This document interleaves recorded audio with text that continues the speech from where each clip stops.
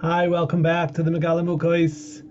I saw something really beautiful today in the Sefer, the Megalamukos. It really inspired me, and I was able to share with my family, and so I wanted to share it with you also. It's been a while, so let's get to it. I called it Myrrh from the Valley of Hebron. Divine providence overrides the choices of men. Myrrh is something, I don't know, I have a picture of it in the presentation, you'll see. The Hebrew word is nechot, and it's an ingredient in incense. It was in the Holy Temple of old, and still today. It's very fragrant plant. So we're talking about the story of Jacob and his family. Jacob ultimately needs to go down to Egypt. The Jewish people are going to be enslaved. They're going to be in exile, whether it's 400 years or 210 years, but a long time. It's going to change them. It's going to turn them into a people. They're going to go down as a family or a clan, Shivim Nefesh, 70 souls, but they're going to emerge a nation of 600,000 men of fighting age, a nation, we'll call it 3 million. So a very serious growth process that's going to take place under very difficult and harsh circumstances, what's called a Kur HaBarzel, a fiery furnace, okay? And that's what the role of Egypt in this, which was, of course, the greatest human civilization at that time.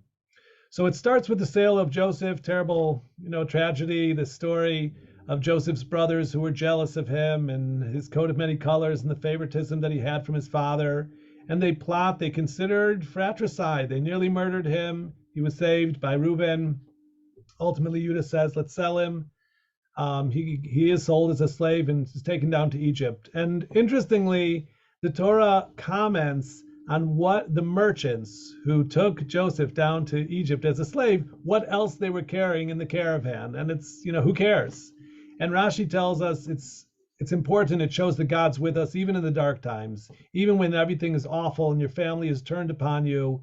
But Joseph was not, he did not need to suffer the bad smell of tar and other petroleum extracts that were generally taken down by, mercantile caravans going down from Jordan down to Egypt, which was a major trade path. And instead, this group of Yishmaelim are carrying spices, which have a very fragrant and pleasant smell, so that this great and righteous man, Joseph, he's very young, he's only 17. His brothers have turned upon him. He's miserable. He's he's naked and cold and hungry and begging for mercy, but he is sold as a slave. And at least it smells good. Okay. And so that fragrant odor reminds him that God has not abandoned him in his misery. The pasuk says, "Vayeshu lechol lechem." The brothers sat to eat bread. V'yisu einayim. They raised their eyes. V'yiru v'hine orchas Yishmaelim ba'ami Gilad. So you have a caravan of Ishmaelites coming from, like I said, Jordan. Gilad is by the Golan Heights. Ugmalehem nosim nechoot utzri valot. The Torah tells us three things they're carrying. We're going to focus on one of them. They're all spices. Holchim lehorid Mitzrayma. And they're on their way down to Egypt. I have a nice picture here of a caravan coming down to Egypt. So that's the situation that Joseph is in. And how did he get in this situation? I mean, he was doing a mission for his father. His father had asked him, go check on your brothers in Shechem. And the pasuk that describes that says, where was Jacob when he gave him the mission? Vayishlachehu me'emek Hebron, vayavo Shechema. Jacob sent Joseph from the Valley of Hebron, and he came unto Shechem. So Rashi comments that Hebron is not a valley, it's mountainous. So what does it mean, the Valley of Hebron? So Rashi says a deep idea, midrashic idea, that it's coming from the Eitza Amuka mi Oiso HaKavur beHebron. This idea, this bad idea to send Joseph to check on his brothers who are full of spite towards him, ultimately ready to kill him, and they actually sold him. This was a terrible idea, but it came from a deep place. It came from the great tzaddik, Abraham, the grandfather, who was buried in Hebron. So the word emek, depth or valley, it came from a deep plan related to Abraham, who had the covenant, the Brit Ben Abtarim, that he had been told that his descendants were going to be exiled in a foreign land for 400 years. So this is really part of that plot that goes back to generations. And that's, although Jacob maybe didn't know it, but he's sending Joseph into really a trap that's going to bring events around that are ultimately going to send the Jewish people into exile for 400 years. So that's where this is coming from. And this word nechot, this word of Myrrh, is a reference and a remez. It's an allusion to all that's going on. Ultimately, the brothers, do tshuva. They repent for having sold Joseph, and he tells them, "Look, you guys had a bad thought to hurt me, but God thought otherwise, and He made me essentially king of Egypt." And so we see here in a really stark way how man plans, and God laughs and plans different things and brings different things about. But it's so much deeper than that, because so here's where the Megala Mukos comes in. He talks about some numerology. The gematria is here. Melech Mitzrayim is 470 in gematria. Kur HaBarzel is 470. And the Nechot, like I said, this Myrrh is also 470 in gematria. So there's all this deep information that we're getting encoded here in what the caravan of Ishmaelites that are taking Joseph down to Egypt, they're really taking him down towards king of Egypt, to be king of Egypt, to be a viceroy to Paro, and ultimately to begin this period of Jewish history where we're going to be in the fiery furnace. So the Megala Mukos goes further. The words Emek Hebron, the Valley of Hebron, are also part of what's going on here. And that is the word Emek is 210 in Gematria, and the word Hebron is 260. And those two numbers are very, very significant. And so here is, again, the true depths of the Megala Mukos and what he's teaching us. So we're going to talk about two Shemois of HaKadosh Baruch Hu. One is the Shem Ekya. When God first appeared to Moses and he said, Ekyeh asher ekyeh, I will be that which I will be. Okay, so it's a very, very powerful statement that every person also needs to say that. I'm going to be what I will be.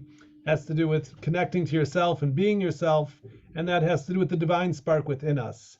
So this name, Ekyeh, that is one of God's holy names, is about God bringing the world to its ultimate destiny, regardless of what mankind will do.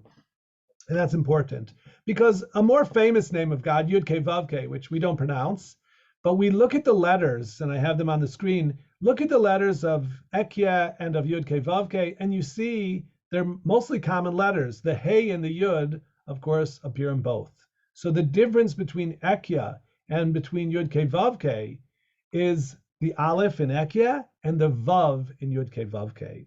So let's talk about that. The meaning of the Aleph versus the meaning of the Vav.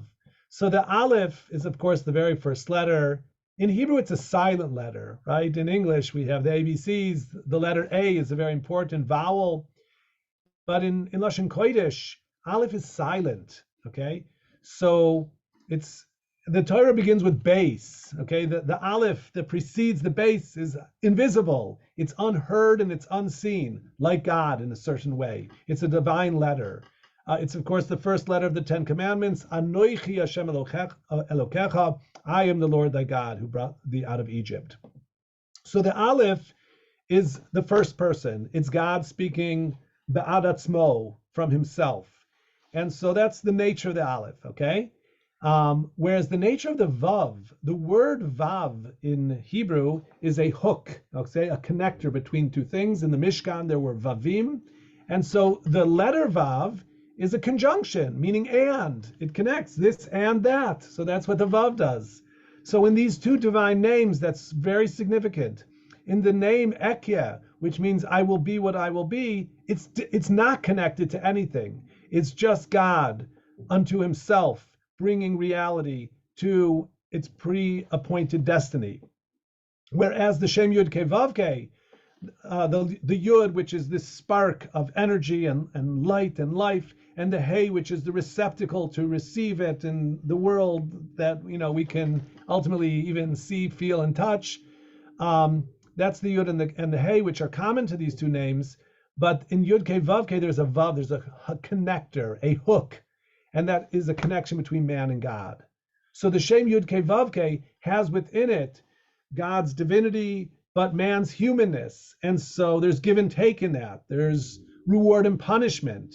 I want to explain now something that the Ramchal teaches really clearly, and that is two different hanhagot, two ways that Hashem runs the world. One is called hanhagat hamishpat, and that is schar va'onish. It is the rule of justice, of reward and punishment, and that's mostly how the world works. That's the dominant characteristic through which God runs the world. You do good, you'll receive good. You do bad, you'll be punished.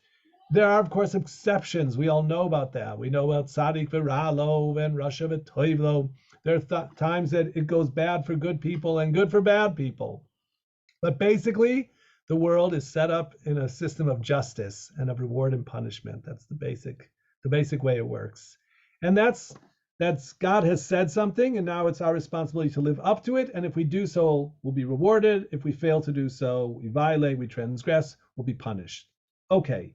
But there's another higher hanhaga, a way that God runs the world, and that is no matter what you do, I'm going to bring things to where I want them. There's a certain preordained destiny, what Tevye calls God's vast eternal plan, and that's where things are going to go regardless of the choices we make. Okay? And so this is an example of that. The brothers are making a terrible choice to gang up on their brother and sell him as a slave, and yet God is going to bring that to a really good place and make Joseph king of Egypt, and to sustain the Jewish people in all of Egypt during years of famine, and ultimately to bring Jacob's progeny and the future of the Jewish people into Egypt, to the Kura Barzel, to the fiery furnace, to undergo the process they need to go through so that they can receive the Torah and carry on human history.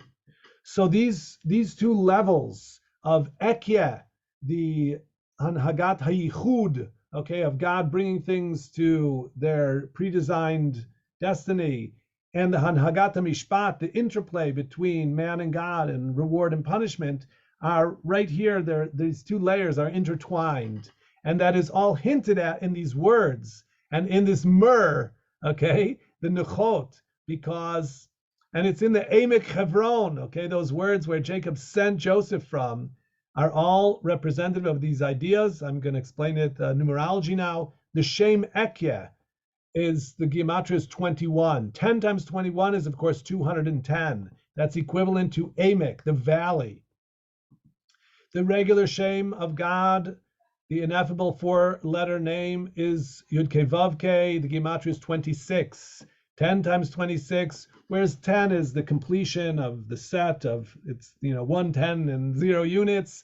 There's 10 spheroids. The world was created in 10 mamaros, so 10 is, of course, a very, very important number of completion. So 10 times 26 is 260, and that equals Hebron. So Emek Hebron is representative of Hanhagat HaYichud and Hanhagat HaMishpat.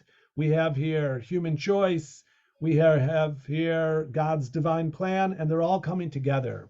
And they're all hinted at in what these Arabs are carrying in the caravan, the Myrrh. But the Megala Mukos goes another step further, and that is there are 4 ways to spell the Shem Yud Kei Vav Kei. Yud Kei Vav Kei, again, it's also often called the Shem HaEtzem, God's fundamental name, okay? His essential name, the essential name of God, okay, the tetragrammaton. So the Yud is always spelled Yud Vav Daled, and that equals 20. But the Heys and the Vav can be spelled differently.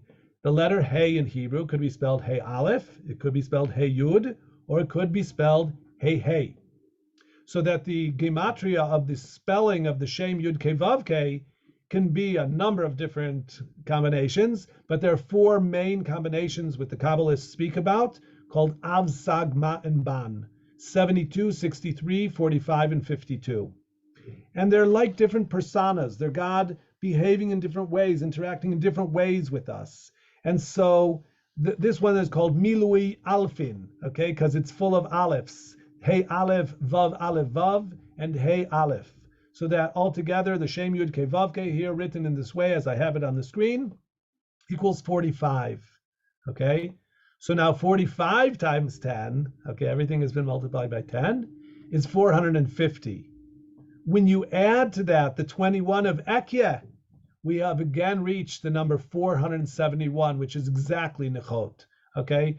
In Gematria, sometimes if things are off by one, so we add for the koilo, we add for the word itself or something like that. So we've used number 470 and the number 471. But just to explain this Milui Alfin, we have God's name here, and it's full of Alephs. And we talked about what the Aleph means. The Aleph means I'm going to do what I want to do. I'm going to be who I want to be. Ekye asher ekye. So the Shem Yud Ke Vav Ke, when it's full of Alephs, is a name of God that the Jewish people are not yet worthy. They're not yet of merit to deserve to be taken out of Egypt or to receive the Torah. There are many things that have to happen first. But God is going to bring this about because he wants to, because that's his plan, because that's who he is, and that's what's going to be. So that's the emphasis here on the Milui Alfin, the name of God with Alephs. And that is the essence of the Shem Ekye Asher Ekye. God is going to be, but he wants to be and do what he wants to do. And we're partners in that, okay? We do have a Vav here in the Shem. And so the Jewish people and mankind are partners to God's plan. And in some sense, we're actors, and in some sense, we're being acted upon. It's a combination of those two things. But that is the beginning of this story in this Parshas Vayeshev of Yaakov Avinu, Jacob sending his beloved son Joseph. Vayishlecheu me'emek Hebron vayavo Shchema. He sends him from the deep council of the Valley of Hebron, from Abraham and the covenant there, down up to Shechem, but it's ultimately sold down to Egypt to bring the Jewish people to a readiness to ultimately receive the Torah. So thanks for being with me. I wanted to share this wonderful depths with you. Hope to see you next time. It's right before Hanukkah, so I'm wishing you a Freilichen Hanukkah. Shalom.